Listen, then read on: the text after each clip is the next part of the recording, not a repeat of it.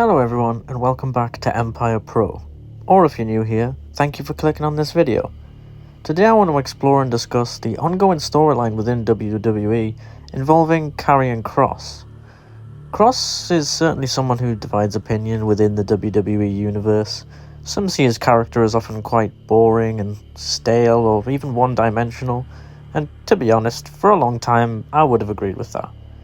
But due to the recent WWE releases of his henchmen Akam and Razar, the Authors of Pain, Kross is back to being just himself, with his wife Scarlett Bordeaux by his side.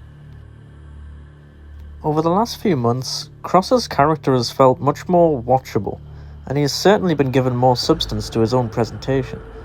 It turns out that moving the Wyatt 6 and the Miz to SmackDown was probably the best thing that could have happened to Kross, as his new persona seems much more interesting and appealing to fans.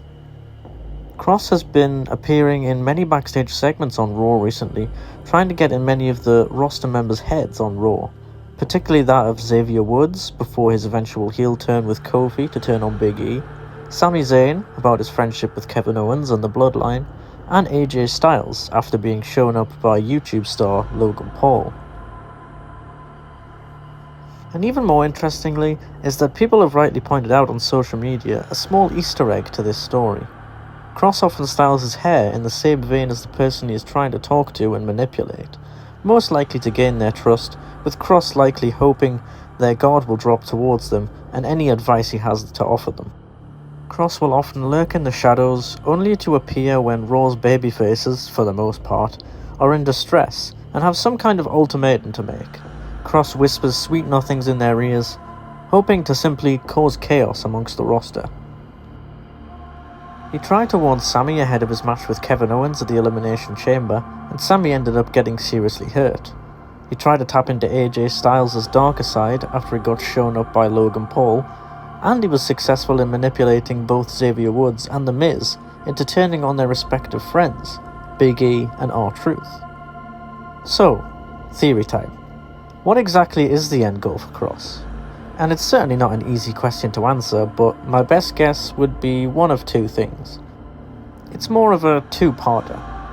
The first being, as I mentioned earlier, simply to cause chaos and create a frantic environment amongst the roster, playing up to the anarchist arsonist that's trying to burn the company to the ground simply for the joy of it. And two would be to somehow work his way into a title picture heading into WrestleMania 41. Most likely the Intercontinental Championship.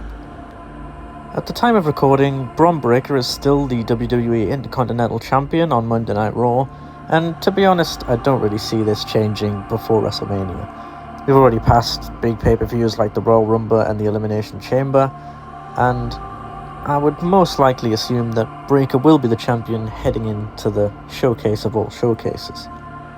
I think what I'd like to see more than anything is Kross try to get in more superstars' heads. Again, leaning into dressing similar to them and similar hairstyles. Most likely people like Penta and Ludwig Kaiser, Pete Dunne, Bron Breakker.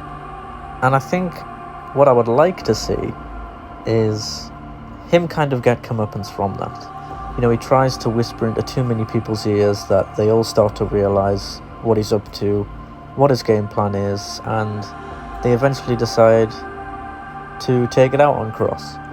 But I think ultimately he winds enough people up that he's in enough people's minds, and probably in the mind of Adam Pearce too. And I think what we would probably most likely see is some kind of big multi-man match at WrestleMania, whether that be a ladder match or just a big scramble. And ultimately, I'll be honest, even though I've been a Kross detractor for a long time, I'd very much like to see him win the title at WrestleMania. Even though we could very well see Sheamus come back, or like I say, the likes of Penta potentially winning. There's rumours that Rey Fenix could even be at WrestleMania.